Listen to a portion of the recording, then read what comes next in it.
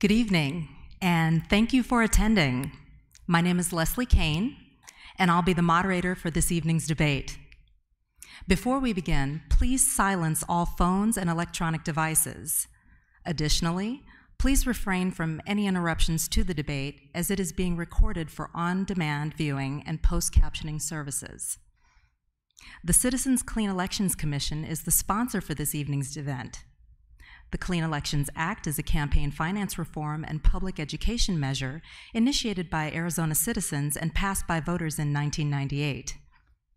The system provides clean funding for qualified participating candidates who agree to abide by the Clean Elections Act and rules.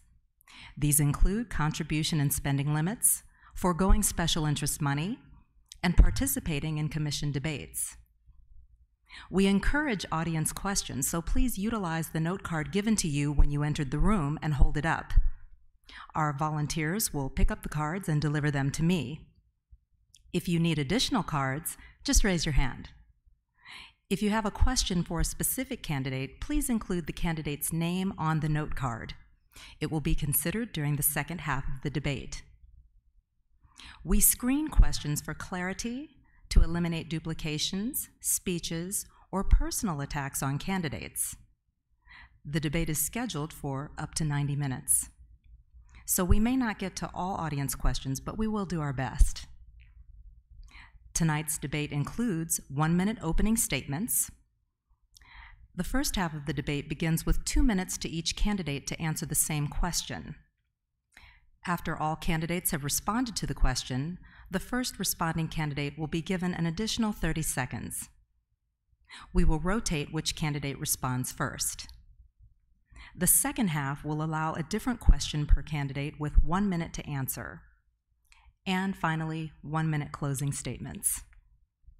We ask that you remain polite to all of the candidates and give them a fair and uninterrupted hearing, no matter how strongly you may agree or disagree with anything being said. Tonight's participants are Ms. Natalie Fierros-Bach, Democratic candidate for State Senator, District 8, Ms. Sharon Girard, Democratic candidate for State Senator, District 8, Ms. Carmen Casillas, Democratic candidate for State Representative, District 8, Mr. Pablo Correa, Democratic candidate for State Representative, District 8, and Ms. Linda Gross, Democratic candidate for State Representative, District 8. The order in which the candidates will speak has been determined by alphabetical order by last name, starting with the Senate for opening comments, and will progress from that starting point. The order for the second half will be determined by reverse alphabetical order by last name, starting with the House. Ms. Fierros-Bach, will you start the opening remarks, please? Good evening.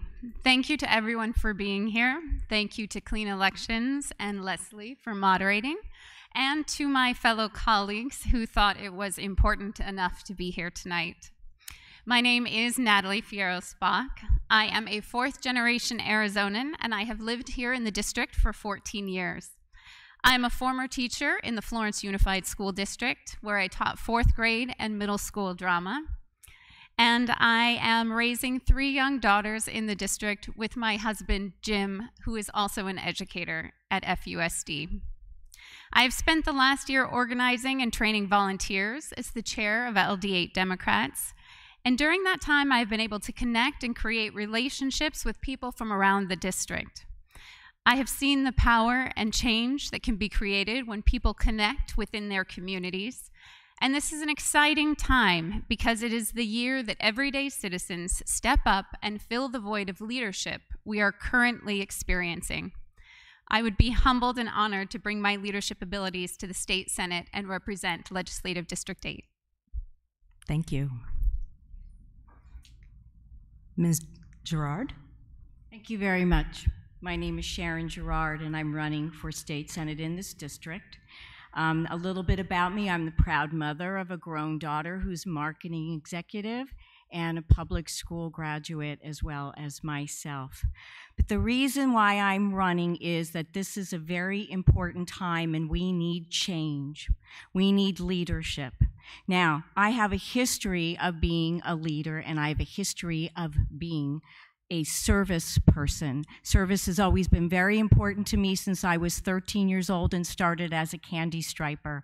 Service and boards and in leadership organizations and in my profession as a physician assistant. And I hope to bring that background to the legislature as service for the state of Arizona and the people of Arizona is of the utmost priority for me. Thank you very much. Thank you. Ms. Casillas? Thank you very much. I too would also like to thank Clean Elections and everyone for coming. Before I start out on myself, I would just like to send out my thoughts and prayers to the Corso and Malkovich families. Today, their business, which is probably one of the largest businesses in our area, burnt to the ground. And I want to thank the police and fire departments for being there and keeping it in control without damaging any other properties. But as I said, my name is Carmen Casillas. I am running for the House seat here in LD8. I am past vice mayor of the City of Globe, past councilwoman. I am CEO and founder of the Domestic Violence Victims Advocate Response Team. I am a co-founder of our Boys and Girls Club. I serve on several boards, and I'm very involved in my community, which makes me being qualified to represent you in LD8 as one of your next State House representatives. Thank you very much. Thank you. Mr. Correa? Thank you to everybody who decided to be here tonight. My name is Paulo Correa. I grew up here in the district down in Casa Grande. At 17, I went off to serve my country in the Marine Corps. I serve on the board of Latino Familia Initiative and on the Casa Grande Police Advisory Board. I am the working class candidate in the race. I drive a forklift to provide for my wife and 2 daughters. My background shows that I have dedicated my life to working hard for my family and service to my country and community. I would like to continue that service at the state legislature for you as your representative. Thank you. Thank you. And Ms. Gross? Hi, my name is Linda Gross, and I'm running for the Arizona House in LD8. I've spent over 30 years in sales and marketing, where I have been a business owner and an entrepreneur for about that many years. I came from Kansas in the 70s, I came to Arizona where I took a job as a wrangler for a guest ranch, and that's really what made me fall in love with Arizona and the Arizona sunshine. I went back to Kansas and got a degree in journalism and public relations from K-State, and then I returned to Arizona. My work over the last decade as a publisher and a business owner has given me a front seat to issues involving local business, nonprofits, economic development, and tourism. And I feel that I bring these skills and this understanding of community at the local level to the state level where we need a better voice. Thank you. Thank you. At this time, we'll begin the portion of the debate where each candidate will have 2 minutes to answer the same question. The first question is for Ms. Gerard. Ms. Gerard, what would be the first piece of legislation you would introduce if elected? Thank you very much. Well, as everyone knows, education is the top priority this year. Brought out the Red for Ed, and it's foremost for reshaping the future generations of this state. So we need to restore the funding that was taken away over 10 years ago. So that would be a priority for legislation. But the second thing that I would do is we need to ratify the ERA. It would be easy, it would be a no-brainer. Let's get it done, let's get it early, and let's do it now. Thank you. Ms. Casillas. Yes, thank you. Education is my top priority. And the first thing that I would do is go after the money that rightfully belongs to our kids. That would be my first step. The next thing would be to make sure that our teachers and educators are paid what they are worth. If we do not have qualified, certified teachers in our classrooms, then our children suffer. And we can no longer allow that to happen. The children are our future, and we need to make sure that they are our top priority and that our schools are funded properly, and everything is given back what is rightfully belonged to them. Thank you. Thank you. Mr. Correa. Yes, I definitely believe education is up there with it's the top priority in Arizona, as it should be across the nation. So fully funding education is something I definitely support in passing right off the bat, and then also getting our funds for infrastructure down here in our area, because if we take a multifaceted approach to investing in our communities, it would start with education, but we also need good paying, infrastructure type jobs to create, a ladder, an economic ladder for economic growth here in our county. Thank you. I think in terms of the first bill and the first legislation that I would look at, January is a long ways away, and there's a lot of focus on education. So knowing exactly where to position myself and my efforts in terms of my first bill and legislation would really necessarily have to look at what everybody else is bringing to the table and where I could contribute in that. So I would take a look at that. One of the things that has come up recently that I find a very fascinating subject and I'd like to look at more is the ability to create some legislation around recycling rainwater and gray water in communities and residences that would allow us to be more water aware and use our resources wisely. So I would take a look at that. Thank you. And Ms. Fierro-Spack, your 30-second response. As a K-8 educator, I plan to be the voice for our communities at the State Senate by making education a priority. That means fully funding our public education system, bringing down classroom sizes, increasing per pupil funding, and increasing teacher pay. It's fundamental to a thriving community and safe communities. And for too long, our GOP-led legislators have systematically dismantled our public education system. Our current LD8 representatives unanimously voted against fully funding our public education system. I'm optimistic about the Invest in Ed proposition that is currently trying to get on the ballot. And the voters will then be taking into their own hands what our current legislators have failed to do, which is prioritize Arizona schools. However, if that does not get on the ballot, then that is my first intention. Thank you. And I'm sorry, Ms. Gerard, your 30-second response. Thank you. There's a lot that needs to be done besides of what I just said. Also, we need to work with healthcare. We also need to expand kids' care. Currently, there's only 27,000 children in Arizona that are being taken care of, and we need to also address the physician shortage. So in discussion of the different types of legislation I would introduce initially, that would also, healthcare is very, very important. We need to look at that because at the doors, healthcare is a very important issue. Thank you. Thank you. And Ms. Casillas. Yes. My next priority would be the opioid crisis. Ms. Casillas, the question is... Oh, I'm sorry. Next question. I'm sorry. What type of schooling would you choose for your children, and why? What is your your choice of schooling for your children?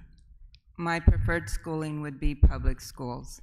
And the reason why is that I grew up in the public school system.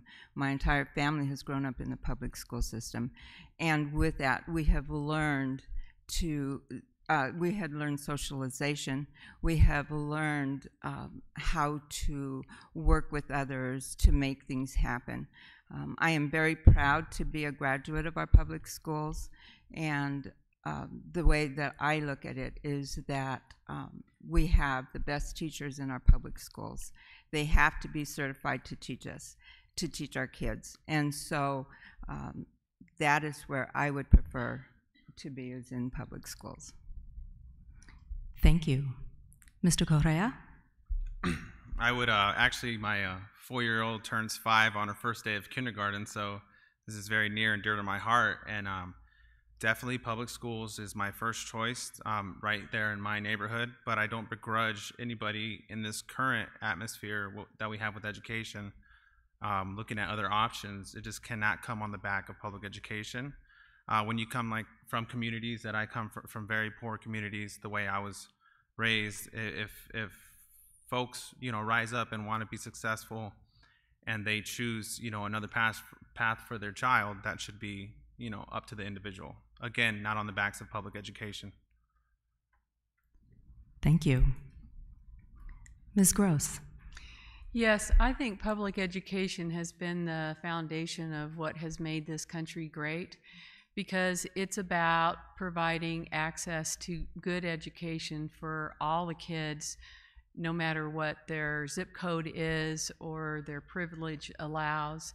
And I also think public education is a place that reflects our communities and our values, which is really the place where we need to be teaching our kids. And it affords opportunities not only to our kids, but the teachers in our communities, the economy, and the future that we want to see for our communities as a whole. So I think public education is very important. Thank you. Ms. Fierro-Spack? Yes, I am in a unique position here as the only elementary school teacher up on the board, or the panel. I have a master's in elementary education and 3 school-aged daughters. I am a product of the public school system, went through the Mesa Public Schools, and when I had my 3 daughters, I chose to homeschool 2 of them, and the third, they all had the choice of whether or not to go to school, and the third is a 2nd grader starting next year, and actually the other 2 will be joining the public school system as well. As such, I believe in school choice, homeschooling, charter school, private school, public school. However, I believe in fully funding the public education system. It is who made me who I am today, and we are shortchanging it left and right. And I think that choice should never be at the expense of that system, because it is absolutely the foundation for a successful community. I had the honor and privilege of teaching my young daughters, and it's nothing that I would trade for the world, but I did have the experience to do that, and I'm grateful for that, and I don't begrudge anybody that choice. Thank you. Ms. Gerard? Public district education is the backbone of our community and our neighborhoods. I am a graduate, my child is, and everyone in my family going back as many generations as I can remember. I have a daughter who has ADHD and a speech problem, and she was in public school and got an excellent education, and a stepdaughter who is deaf, who was mainstreamed and also got an excellent education and is now a graduate of Parsons School of Design. I believe that the community around the public district school is what makes America great, and the focus needs to be on putting our priorities there. If there are private schools, that's fine, that's your choice, but all of our energies and all of our time and all of our resources need to be put towards public education and bringing it back up and making the generations to come the best people that we can for the future of Arizona. Thank you. Thank you. And Ms. Casillas, your 30-second response? I also believe in focusing on public education. As I said, public education is the backbone of most of us, and you have the right to choose whether you homeschool, whether you private school. That is your choice. But once again, public education is where we need to focus and where all our resources need to go into. Thank you.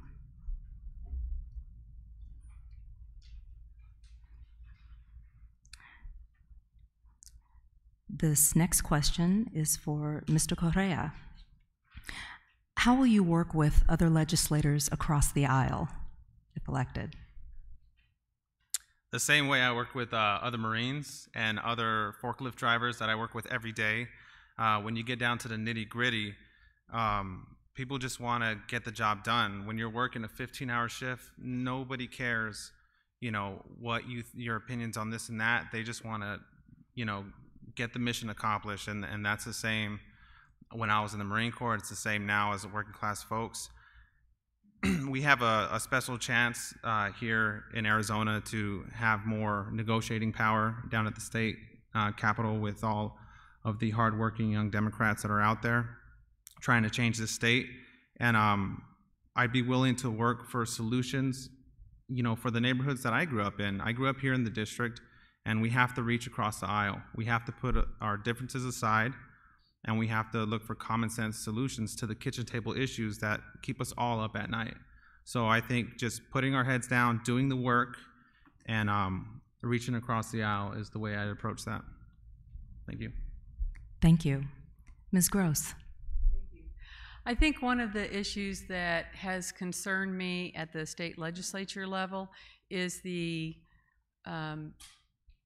Republican-controlled legislature from top to bottom that has not allowed bills and discussions to come to the floor from the Democrats to look at all of the solutions that we need to truly look at to reflect solutions that represent all of us.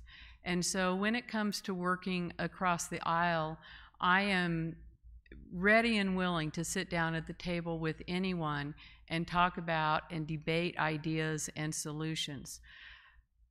I believe that this midterm is going to bring more Democrats to the legislature, which will give us a better balance there, and it will ensure that when we do sit down to the table that we are talking on an equal footing, and that all the solutions will need to be looked at before we start spending taxpayer money on things that might not represent half of us. So I look forward to that happening, and I believe that we'll have a better legislature when we have more balance between Democrats and Republicans. Thank you. Ms. Fierro-Spack. Yes, I'm excited by the prospect of getting down to the state capitol and working across the aisle, because I think it's the only way to create real solutions.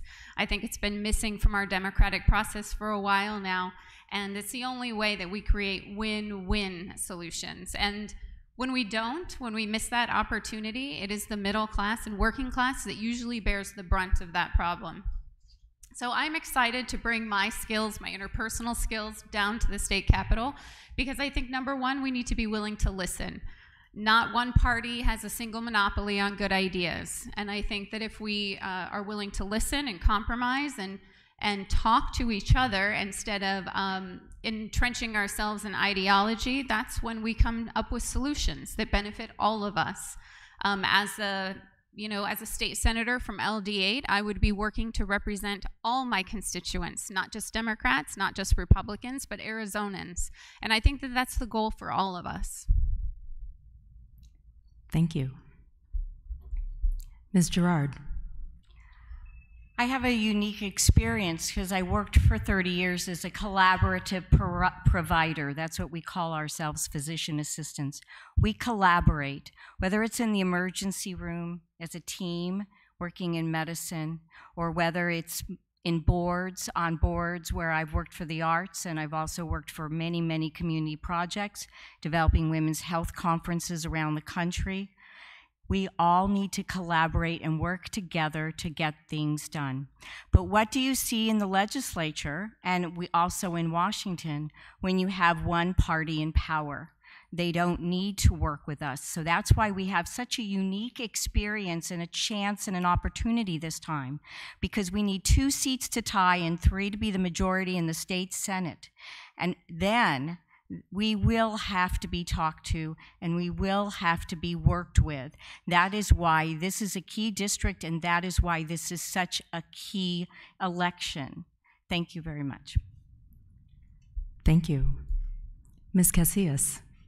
Yes, as Vice Mayor and Councilwoman, I had to work across the aisles. So what I believe needs to be done is not only working across the aisles, but being able to listen and being able to compromise.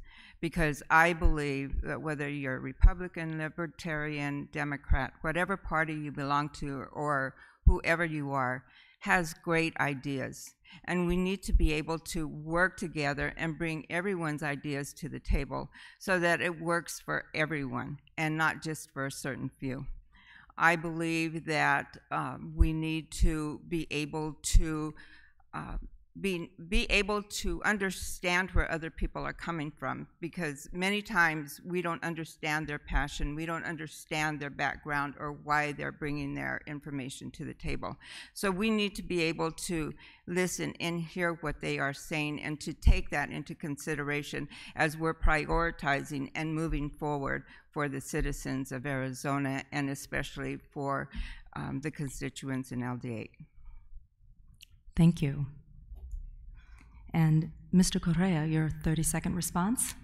Yes, like we all said, I think all of us up here are very excited to work across the aisle. I don't think that, the being a party of no is an option for us. I don't like that path that some parties have taken in this country. So, I am willing to work across the aisle, whether we take over the legislature and the Senate or we don't. So, leading with our values and working with others, I think is the way to go for myself and then all of us up here. Thank you. Thank you. Next question, candidates. The Anthem Hospital closed recently. If elected, what steps would you take to improve healthcare availability in LD8? Ms. Gross? Yes, thank you. Boy, healthcare services in rural Arizona is really a challenge. Our hospital in Globe recently completed a large expansion a couple of years ago, and we were very grateful for those services, and they extend all the way from Superior and Globe, Miami, and throughout that region. So to lose a rural hospital in an area such as this is really a burden, and I would say that we need to look at how we could replace that and what kind of funding is necessary, and how the services that they are providing could be perhaps picked up by other healthcare providers in the area. Thank you. Ms. Fierro-Spack. Yes, there are 2 things that rural communities don't want to lose, and number 1 is their school, number 2 is their hospital. But the truth is that running a full hospital is extremely expensive, and it's also difficult to staff. Protecting healthcare in our communities is going to require us to do some adapting and some collaborating to reach a satisfactory solution. One possible solution is to cater healthcare facilities to the needs of the community. It gives communities more flexibility to adapt healthcare to the area versus trying to make a full hospital fit into a community where it may be financially unstable, like we recently saw. For example, smaller health facilities could include a dialysis center, an urgent care center, an outpatient clinic, surgical center, cancer center, in any combination depending on the needs of the community. There is unfortunately not a one-size-fits-all answer, but if we are putting people first and considering thoughtful solutions, increasing accessibility by including services like telehealth, online prescription delivery services, then we can help protect healthcare in our rural communities. Thank you. Ms. Gerard. So this is the future of rural healthcare, I believe. We're not addressing the needs that need to be met. And we're going to see more hospitals close. There was a recent study that more hospitals will be closing in rural areas. And in my history and practice of medicine, I feel uniquely experienced to handle this situation. In rural areas, we have people without transportation. We need to have services and we need to have smaller hospitals in these areas. But they're going to go bankrupt. And the reason they're going to go bankrupt is that a lot of the people there are under or uninsured. And hospitals can't be giving away free medical care. The other problem that's looming right on the horizon, and I can predict that this is going to be catastrophic, is the access work requirements that are coming right now and coming soon. And people are not going to be able to go and see their doctors, so what are they going to do? They're going to end up in the emergency department because that's the only place where they can get care. And then they're not going to have enough money to pay their bill, and they're not going to pay the bill. And guess what happens? The hospital has to absorb the cost. We are on the wrong track and the wrong road for this. We need to expand healthcare. And the other thing that I've been talking about and wrote an op-ed recently about this is the physician shortage in Arizona. We need to look at viable plans for that, different options, because in 2030, we will be down 2,000 doctors in the state of Arizona, and it will only get worse. I do have a viable plan on what to do with this situation. We are going to see more of this, not less, and we need to act quickly or this is only going to get worse. Thank you. Thank you. Ms. Casillas. Yes, the first thing that I see is a major problem is transportation. When you're in areas such as San Manuel, Mammoth, Dudleyville, it is difficult, especially if you're an elderly individual, to be able to get to your physician. You have to travel to Tucson or to Globe. And so what I have been doing, and I have worked or tried to move forward with one of our fire departments in our area to try and bring in a mobile clinic, if nothing else, so that they can get their blood pressure checked, so that they can get their blood sugars checked, because it is a crisis. We are looking at hospitals closing, and it's crazy because right now, especially with this opioid crisis, we have people coming in and out of those hospitals. And the money that is being spent there that we have to pay as taxpayers is just unbelievable. So I see transportation as being the first thing to tackle to make sure that individuals who need to get to their physicians get there in a safe manner. Thank you. Mr. Correa. Yes, I think that's heartbreaking that a hospital here in our own community has shut down. The folks living here have lost a sense of the service that they deserve and a sense of security, frankly. And also 300 families lost their main source of income. So, I mean, this is a big problem. Transportation is definitely an issue, not just for rural communities, but also for lower income communities. And the future is, you know, it can be scary, but I think that there can be some solutions in telemedicine.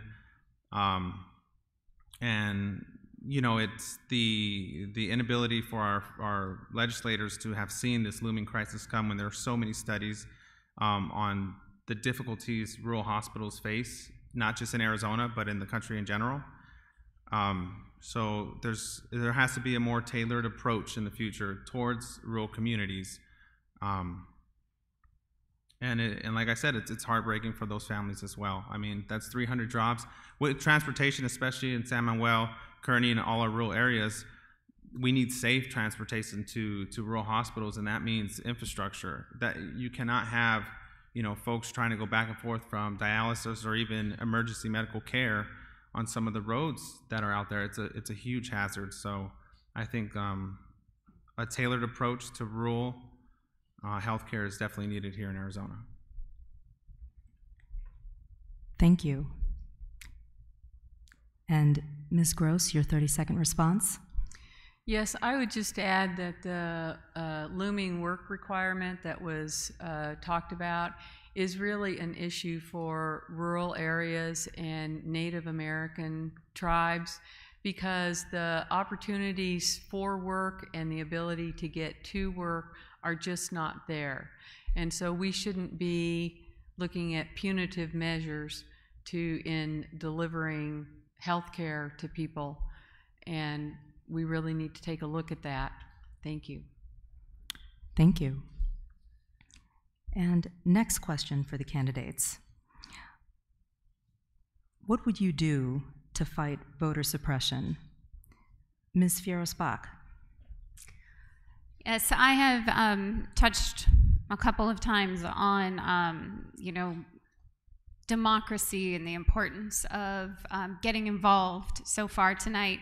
And so this is a very important issue, one that's near and dear to my heart. I think that voter suppression is absolutely a detriment to our democracy, and that whatever we can do to increase voter turnout and accessibility, then that needs to be done. I support a mail-in ballot system. I think that voter disenfranchisement directly affects the lower income classes and the people that need representation the most. It adversely affects them.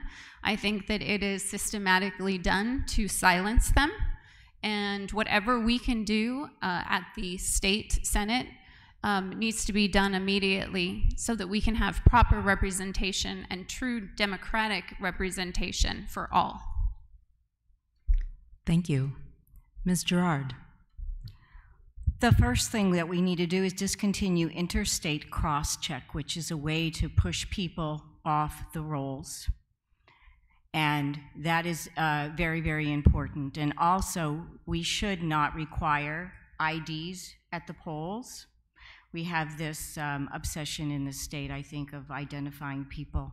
In other states that I voted in, they were not required.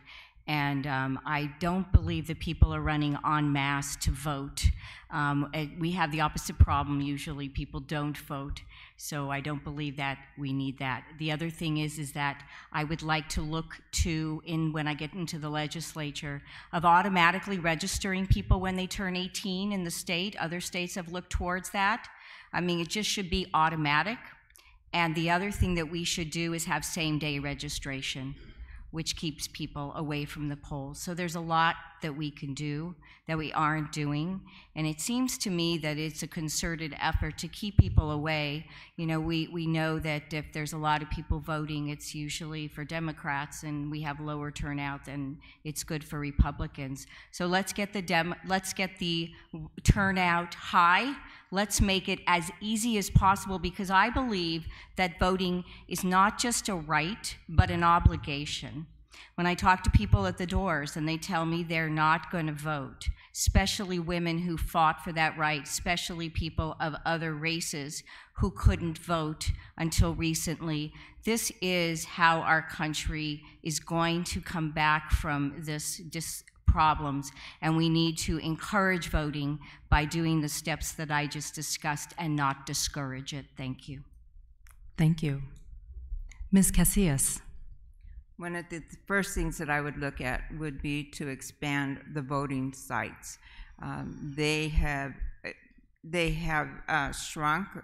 In Globe, I believe we only have 2 or 3 voting sites now. And I know that a lot of people, even though it's great to have an early ballot, many people don't trust that any longer. They want to be able to go to your voting site and vote. And that's also socialization for a lot of the older people. So when you ask them if they want an early ballot, it sounds great, but a lot of times they either forget to mail it in, or they choose just to go to the voting site. I know that in Globe, we were hacked. So I believe that there needs to be stricter security in the recorder's office. We also need to make sure that everyone is doing the job that they're supposed to be doing and not doing anything, I'm not going to say illegal, but anything that really would keep people away from our voting, the few voting areas that we do have. Thank you. Thank you. Mr. Correa. That it's a big problem across the country, and here in Arizona is voter suppression. But you know, like everybody here feels, I believe same-day registration, automatic early ballot voting, and then automatic voter registration when you turn 18 are all solutions. But there's a lot more in-depth problems that take some nuance to look at, like working class folks working 15 hours a day, 12 hours a day, you know, at the times that the polls are open, who don't necessarily trust the mail-in ballot, you know, so there's so many issues like that. Single mothers that are working 2 or 3 jobs, even teachers, I mean, look at in Arizona, even teachers working 2 or 3 jobs, you know, having a rough time getting to the polls for a few reasons, the hours they're working, and then not enough polls. So I think all of us are kind of everybody's hitting on a issue here and there, and it's all the issues combined. So we have to get creative. For example, last cycle we passed the sick leave, the automatic sick leave. You know, why not? You know, it's 40 hours right now. Why not throw another 3 or 4 hours that is paid sick leave required by the state for companies to give to go vote? And let's say you don't get those paid sick leaves unless you go vote. You know, something like that, something creative that really helps working mothers, fathers, get out there to the polls and increase the poll sites as well. So it's a big issue. Thank you. Ms. Gross. Thank you. Yeah, I agree that when we suppress the vote, we do something detrimental to our democracy. And I agree that we should give the vote, we should automatically register people to vote at 18. I think a lot of them are getting involved this year, so we're going to see that anyway. We also take people off the rolls if they go 2 cycles without voting. And I don't know about you, but I think that there are reasons that people might not be available or might not vote, and they don't want to find that they're no longer on the rolls. So I think we need to correct that. And one of the things that I've always looked at is we put so much passion and marketing into the Second Amendment, but it's the 15th and the 19th Amendment that protect voter rights and give us the democracy that we need in this country. So I wish we could find a bit of that passion and marketing effort to protect and encourage voter rights in this state. Thank you. And Ms. Fierro-Spock, your 30-second response. Yes, so you've heard that there are a myriad of ways, common sense solutions to turn out the vote and to get more people involved in the democratic process. And so I'm just going to say that voter fraud is a manufactured fear, and it is only used to silence those of us who need the voice the most. So I think that it's a fixable solution, and we just have to prioritize it. Thank you. Next question for the candidates. How have your life experiences prepared you for working in the legislative process? Start with Ms. Gerard. Well, as I said before, I'm a collaborative provider, and I have a long history of leadership.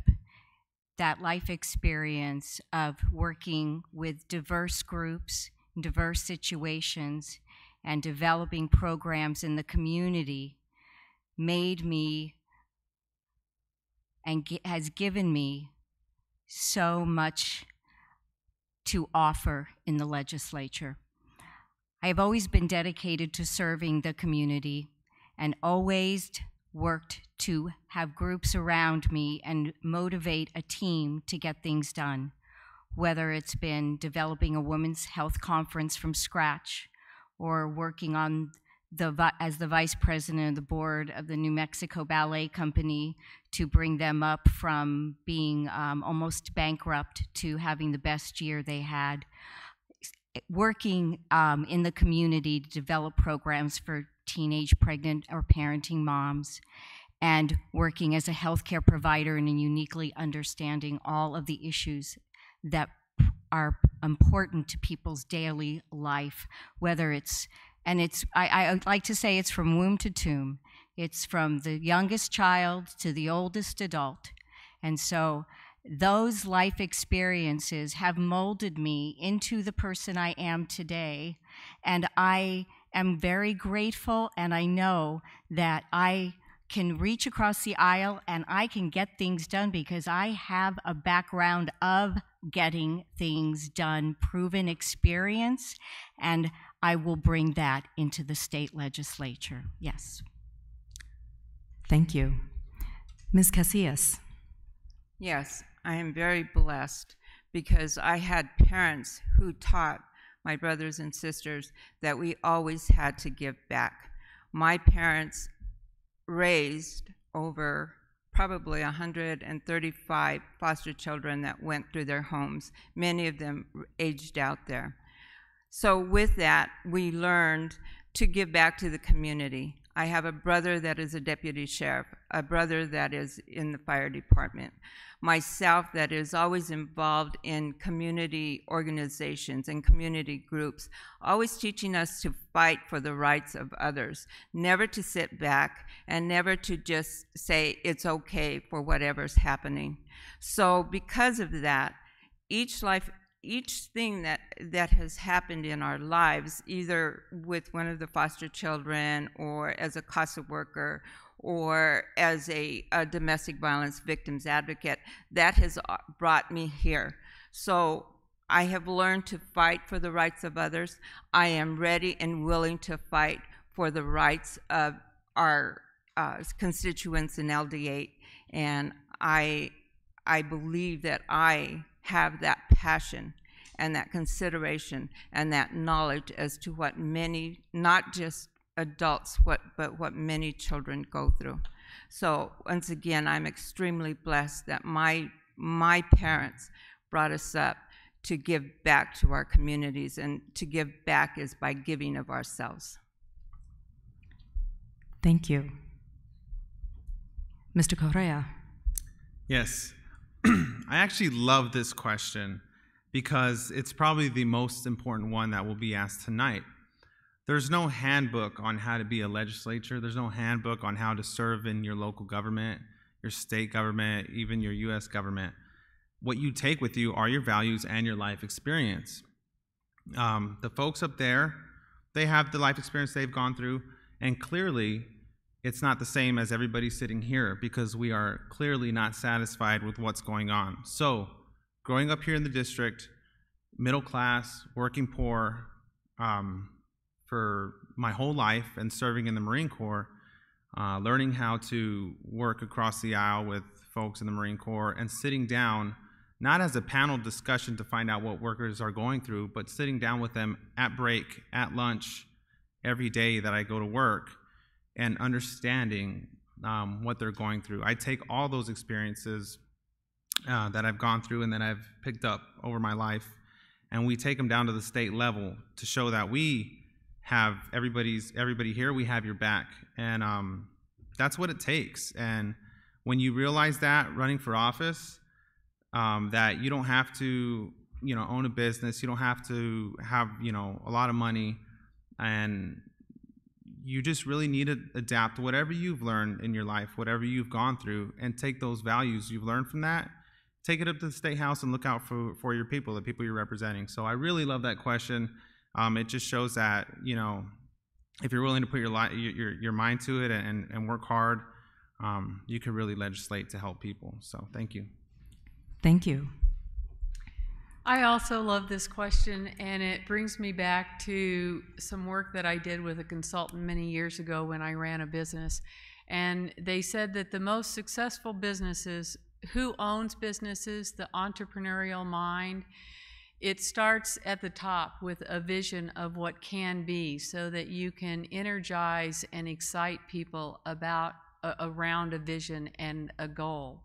And then you have to pass off that vision and that goal to people in the organization who are going to build that relationship. And a lot of times that's your salespeople, but it's the connectors in your organization. And once you get that going, you've got to have that person that is going to dot all your I's and cross all your T's, because the visionary at the top hates dotting I's and crossing T's, but you definitely need both. You need the visionary and the detail person.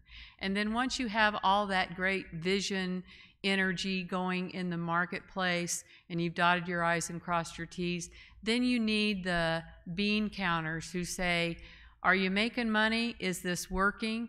And at that point, then it's up to the visionary and the team to say, do we have a plan here that's working, or do we need to tweak it?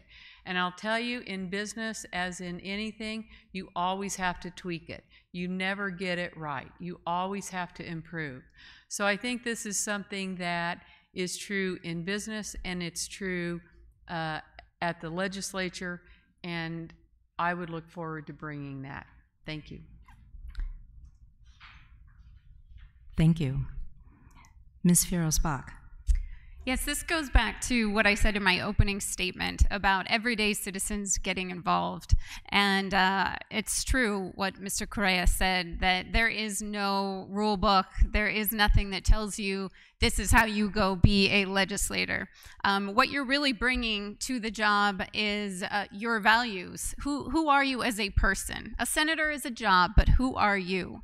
And so beyond my leadership abilities and beyond my experience as an educator, I am also an Arizona native. I'm a mother, I'm a daughter, and I'm bringing all of those experiences as a middle class, working class family to the legislature so that I can work for my constituents. So I am bringing those interpersonal skills, the ability to listen and understand and empathize, and those soft skills that are underrated and are sorely lacking in our current legislation, and we are paying the price for it. We are seeing this great gap, this crisis of character right now.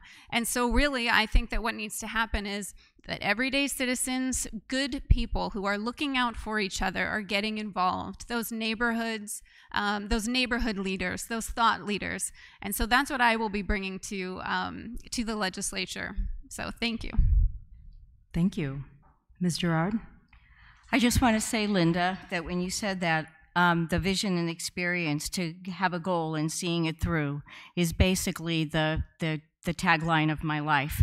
I've had so many ideas and goals, and then I started from scratch, bringing people together to get something done and making a success, like the Women's Health March event that we had at Park in January. So this is just a natural extension for me of getting things done, working across the aisle, bringing all sorts and types of people together and say, let's just make Arizona better. Let's get a lot of work done, because there's a lot of things that were left undone and unsaid in the legislature this year. And I have the energy and enthusiasm to do it, and the proven record that I have gotten these things done. I have a saying that I like to say, fear is an illusion and only love is real.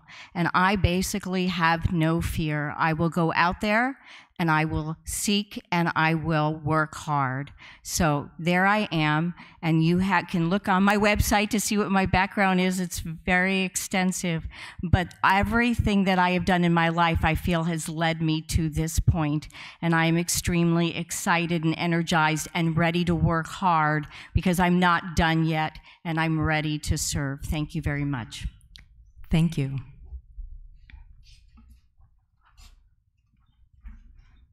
Candidates, feel free to take a sip of water while we transition to the next part.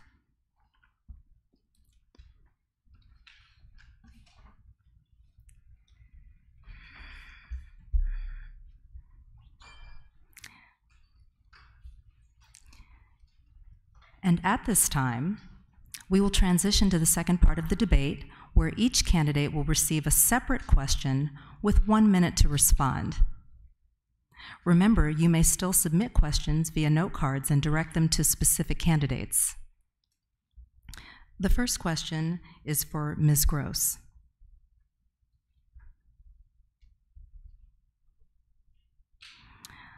Ms. Gross, mining is important to Arizona's economy. Do you feel that our current mining regulations adequately protect our environment? Mining is very important, especially in the Copper Corridor where I'm from.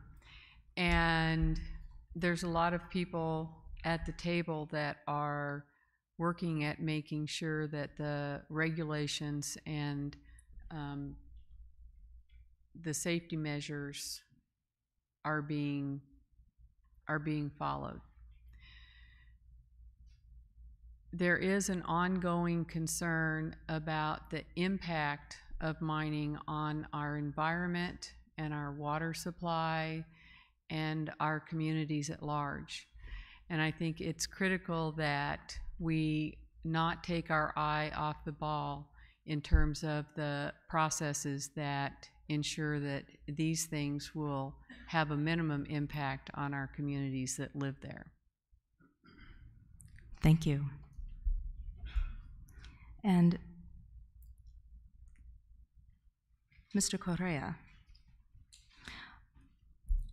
what is the #1 issue you are finding as you knock on voters' doors? Education. I mean, that's clearly the #1. There are so many other issues, obviously. Healthcare is a big issue, but knocking on doors, which we've done a lot of, is education's a big issue. And this affects everybody on all levels. Like I said, my daughter's starting kindergarten. She's turning 5 her first day.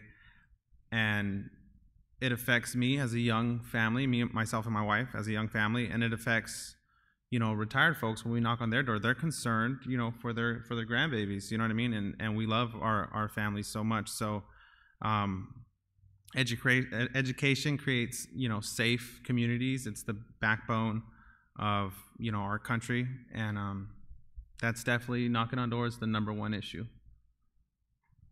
Thank you.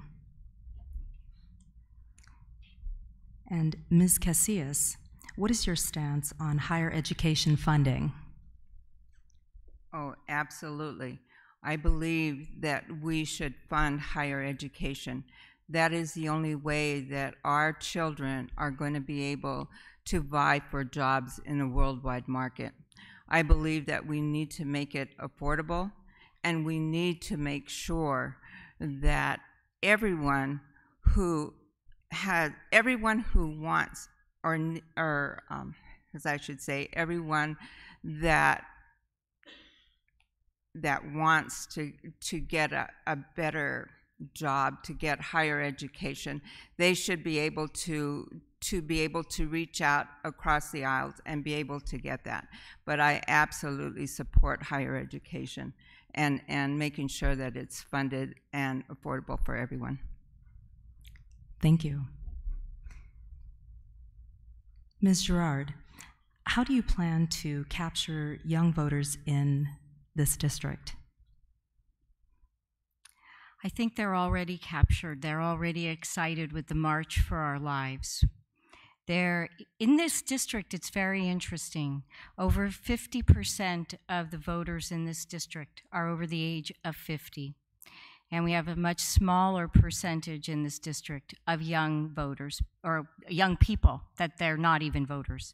So we have a smaller percentage of the people that are, let's say, between the 18 and 35 years old.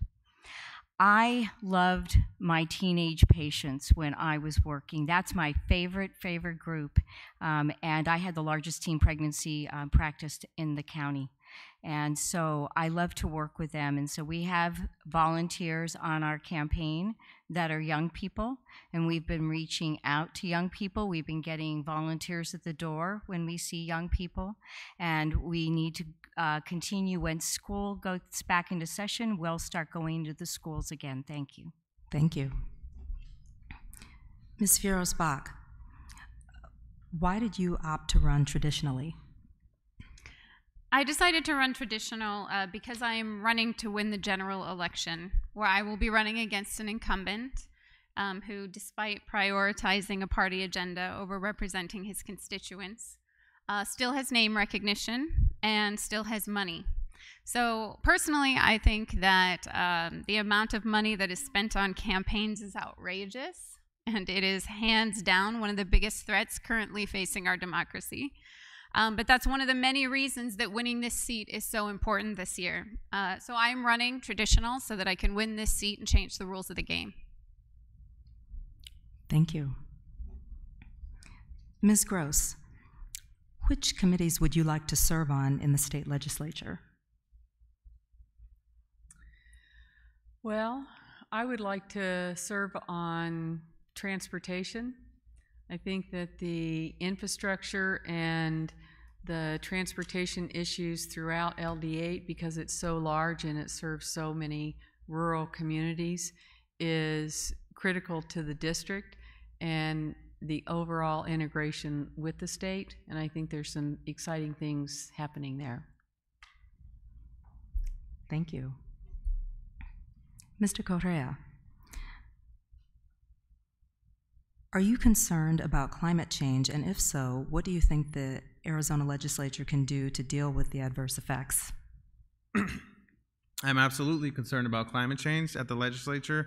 I think we just need to invest in infrastructure for the future. This is Arizona. I mean, I have not seen enough solar panels or solar fields like the ones they have out in Gila Bend as I think I would like to see. That's a give me. I mean, come on. Like I said, this is Arizona. So the biggest thing that our state can do would be to prioritize, you know, those clean jobs for solar and even wind. Definitely, that's just a give me, you know. Thank you. Thank you.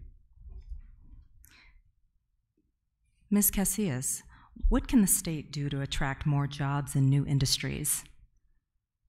I believe that we need to reach out to places like California and New Mexico and be able to market our area. Arizona is a beautiful place to live and a great place to bring your family. But the thing that we do have to look at is infrastructure, housing, and we need to prioritize that. Before we can bring anybody in, we have to make sure that our area is able to handle an influx of hopefully businesses that would come in and invest in Arizona. Thank you. Ms. Gerard, how specifically would you work with your Republican colleagues to get gun legislation passed? Oh, that's going to be fun. They've so far shown an unwillingness to do it. I think the first thing we need to do is we need to take back the state Senate. I think that's going to change the paradigm very much so. If we have a Democrat state Senate, even if we don't get the House, and we have a Republican House and a Democrat state Senate, think how that is just going to change things. Because I think they have dug in their heels. I think March for Our Lives, I am very proud to be a gun sense candidate with Moms Demand Action and also being endorsed by Leap Forward. There is so much that we need to do. We need to have also, right now, poor Randy Freese, who's the only healthcare provider in the legislature, has been working very hard. I think he needs somebody else who is in medicine. I've taken care of gunshot victims in the emergency department and in surgery, and we need to get the point hammered home. But I think the bottom line is that they may have dug in their heels. We can work on that, talking, but we need to take the Senate. Thank you. And Ms. Fierros-Bach, what is your stance on dirty money? So as I commented before, I do think that dirty money is undermining our democracy and silencing our vote. I think that voters deserve to know where the money is coming from, who is financing a campaign, so that we know what their agenda is, who they are trying to influence, and what they are trying to accomplish. So I think that the Dirty Money Initiative that is currently trying to get on the ballot in November, I'm optimistic that we will add that as a constitutional amendment and protect Arizona constituents and our democracy. Thank you. Ms. Gross, how do you see the voucher system affecting fully funded public schools? Oh, I think it's a drain from the funding that we should be providing public education. I think vouchers are simply a way to siphon money away into charter schools that do not have the same kind of accountability and oversight and transparency that our public schools have. So until charter schools have the same accountability and transparency, public tax dollars should only go towards public education. Thank you. Thank you. Mr. Correa, what do you see as the primary concerns for veterans in the rural areas? And what can be done to correct those things? I'm sorry? I'm sorry. What are the primary concerns for veterans in rural areas, and what can be done to correct them? I would say that healthcare is a big issue for veterans in rural areas, and veterans, like all other folks, are worried about their kitchen table issues as well. But we have to understand that there is a higher hurdle to leap when you are a veteran in accessing, whether it's healthcare, assistance, even college. We get RGI benefits that I'm sure we all know about, but there is a transition that you make that I experienced getting out of the Marine Corps, and most veterans experience the transition to civilian life. It's difficult. It's very difficult, even with the college available to them. And so there needs to be more of a support system, especially at the rural levels. And I'm talking about, just anywhere, but at the rural levels especially, there needs to be a support system, funded by our state government for transportation, for healthcare, for transitioning. We go through so much training and transitioning on getting out. Once we're out, there should be training on how to adapt. So, thank you. Thank you. Ms. Casillas, what, if any, kinds of regulations would you recommend regarding gun purchasing and ownership? Oh, I believe in the Second Amendment, but I also believe that we have to have common sense laws and common sense regulation. There are too many individuals losing their lives to guns, and I know that there is such a great controversy out there. I myself am a hunter, but I went through all the background checks. I didn't mind waiting for 2 weeks for that to come back. And that's what we need to do. We need to make sure that our Second Amendment rights are preserved and are not touched. But also we need to look at all the lives that have been taken from guns, and we need to once again have some common sense regulations when it comes to that. Thank you. Ms. Gerard, how can Arizona capitalize on solar energy to the fullest extent? We need to change the people in the Corporation Commission. So I think that's the first spot to start. Once we get a couple of Democrats on the Corporation Commission, I think that might be a good start. This is a no-brainer. We've been talking about this for a long time. It will bring us jobs. It will bring us, help the economy, and it will help the state. There's been talk about doing other things like putting solar panels on our irrigation channels, because we lose 40% of our water in evaporation. And if we covered the irrigation canals, we could cover them with solar panels. It might be a little expensive, but it might be worthwhile. We have a solar farm going up in Coolidge. That's an exciting thing that's happening. So we're starting to do it. We just need to put more of an emphasis in it. And certainly at the state legislature, we will work on that. Thank you. Ms. Fierros-Bach, what is your position about public tax dollars being used to support any form of non-public school education? So I am 100% against any taxpayer dollars going to fund anything other than public school education. I am a hard no on Proposition 305, the expanded empowerment scholarship accounts. Those are offered currently to students with disabilities, students who come from families, military families on active duty, foster children. Should that voucher expansion get passed, those kids go to the back of the line. And there is no transparency as far as the charter schools go, as has been mentioned. And then if it goes to private schools, we are subsidizing the rich. That taxpayer money is not enough to cover the costs of a private school. And so I don't believe that any of that money should be going towards anything other than our public school system. Thank you.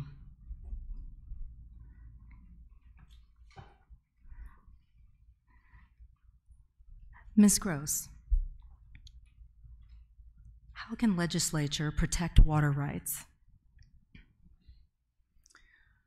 Oh, I think they can do a lot to protect water rights. Right now, the Arizona Department of Water Resource Management, I think, is doing a really excellent job of monitoring water in Pinal County and managing that situation. Right now, the AMA in Pinal is an oversubscribed area where if all of the projects came through and took the water that has been reserved for them, we would be in an oversubscribed situation. So they are restricting further development until they can assess that situation. The legislature is the only one that can balance the rights and the voices that are all competing for that water in a balanced and just way that works for everybody and secures our future. So I think the legislature is the only one that can do that. Thank you. Mr. Correa, what is your position on the current status of immigration? Well, I think what we see nationally is definitely a disgrace, and to all my working class men and women out there, watching, one thing that I would love for you to understand, coming from a working class folks, is that these people are not our enemy. These people are not coming, to take your jobs. They're coming to make a better life for themselves. And when they tell you that when they pit us against them, it just hurts us all. So I think what's going on the national level, like I said, is definitely heartbreaking. I'm a child of an immigrant. My father came here when he was 17 years old, and I became a Marine. I serve my country, and I want to serve my state legislature. So I think there's a lot that immigrants can offer this country. Thank you.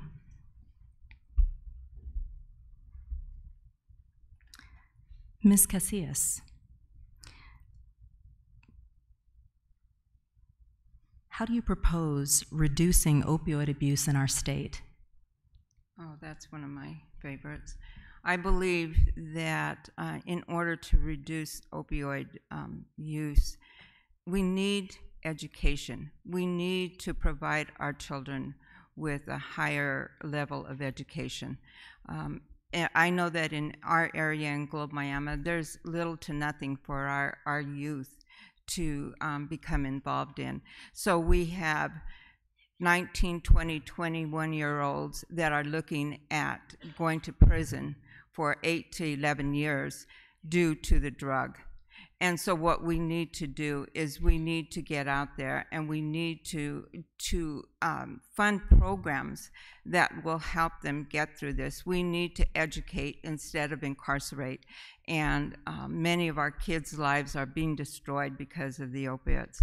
So that would be one of the first things that we need to look at is programs for these individuals and for adults to be able to conquer this epidemic. Thank you. Ms. Gerard, what role should labor unions play in a right-to-work state?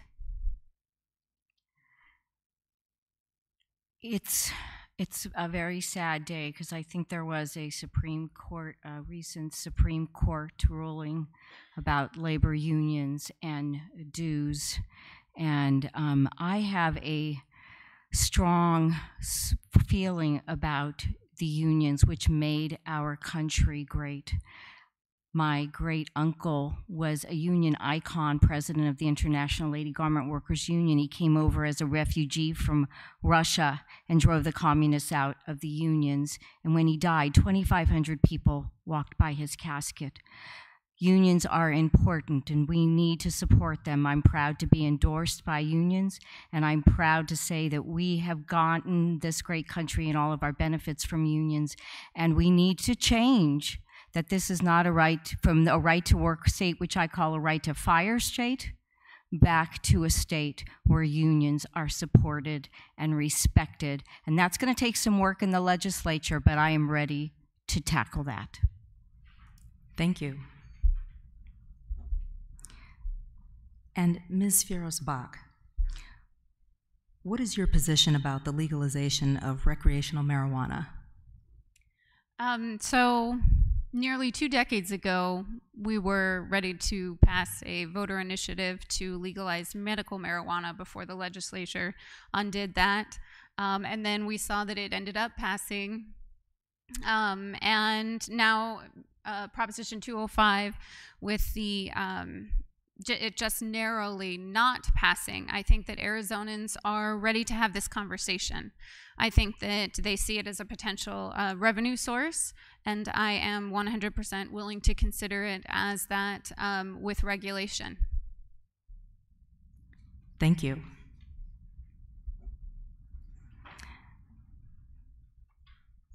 At this time, the first closing statement will be given by Ms. Gross. Ms. Gross? Thank you. I want to thank Clean Elections for hosting tonight's debate. I've spent much of my adult life not talking about politics, but it doesn't mean that I haven't had a lot of conversations about a lot of issues. When I began this journey to run for the House, I was approached by a couple of people in my community, both Republicans, who said they were glad to see that I was running for office and that they were going to vote for me, because even though they knew that we disagreed on some of the issues, they always felt like I'd been someone that had been willing to listen. And I think that that is a part of me as both a publisher and a journalist, but it's also who I am. And I think a lot of times I'm interested in what people have to say, and I'm curious about problems and how and why we got there and what we can do to solve them. I think the problem with politics a lot of times is that politics gets framed as a one-off issue. So the Red for Ed movement was never about just teacher pay, but increasing teacher retention and recruitment. And I look forward to having more discussions at the legislature level. Thank you. Mr. Correa? Like I've been saying all night, I'm the working class candidate. I drive a forklift for a living to provide for my wife and 2 children. I'm fighting for the folks no one's fighting for, the forgotten people. Sadly, the needs of the working class, men, women, and families are not getting addressed at the state level, while the rich and well-connected get a Arizona that is tailored to their every wants. I'm fighting for the issues that keep you up at night because you know what? They keep me up at night as well. Families across the district, whether that's working class, college families, or retirees, are suffering more and more every day, and they need to know that they have a legislature, a representative in the legislature that understands their needs and that empathizes with them. Currently, we don't have that, and so I'm asking for your vote so I can be your voice at the state legislature. Thank you so much. Thank you to the Clean Elections Commission. Thank you. Ms. Casillas. Yes, thank you very much. As I've often said, I'm not an eloquent speaker, I am a doer. And it shows by what I have done in my community and who I have fought for. When they told me no, that you're not going to be able to have law enforcement, DES, CPS call you out on cases, guess what? I created the Domestic Violence Victims Advocate Response Team, and we were called out on many cases. When they said, no, we cannot fund or open a Boys and Girls Club, guess what? I was one of the co-founders. So every time I have been told no, I fight to make sure that things happen that are positive for our community. I fight for the rights of children, youth, adults, the disabled, and I will continue to fight in the legislature. And so I am asking for your vote, Carmen Casillas, to become your next state legislator. Thank you. Thank you. Ms. Gerard. I made the decision to run about 1.5 years ago, and this is my second summer knocking on doors, so I think I'm getting pretty hardy. I didn't take this on lightly. I took this as a job, and I took this as a very serious experience because now is the time to get things done. I'm a little bit upset at what happened in the legislature last year, and I'm going to give you a couple of ideas, and we have work we need to do. I just also want to say that I have always lived in a rural district, so this area is not unusual for me. This is my home. This year in the legislature, we left $56 million of child care money and just left it there so it's not being used. We didn't work on the ERA or gun reform. We actually did a bad bill for water, Senate Bill 1494, which allows corporations to dump waste in our waterways. And we didn't work very hard on education. We have a lot of work to do. I'm ready to go. I've been working hard, and I can't wait to start in January. Thank you. Thank you. Ms. Fierro-Spaak. I know that for many it feels like politics doesn't work, and in fact we have an entire generation that has seen the ineffectiveness of a dysfunctional government. But cynicism helps no one, which is why I spent the last year organizing this legislative district at a grassroots level. The more we become disengaged, the greater the divide becomes between the haves and the have-nots. So tonight I'm asking you to believe in something better, to believe that integrity and equity still have a place in our political system, and that everyday folks can be the change that they want to see in the world. So again, my name is Natalie Fierro-Spaak, and I'm asking for your vote as the next state senator for Legislative District 8. Thank you. Thank you. To our candidates, thank you so much for participating in our forum. And to our audience members, we thank all of you who took time to come and inform yourselves before voting. We encourage you to visit www.azcleanelections.gov/voter dashboard for a customized experience to find information on the primary election, the candidates, the issues, and to view this debate on demand. Please fill out the debate evaluation form and return it to one of our volunteers. Your feedback is important to the Commission and will help improve future debates. Thank you all for coming tonight, and you're welcome to stay and speak directly with the candidates. Good evening.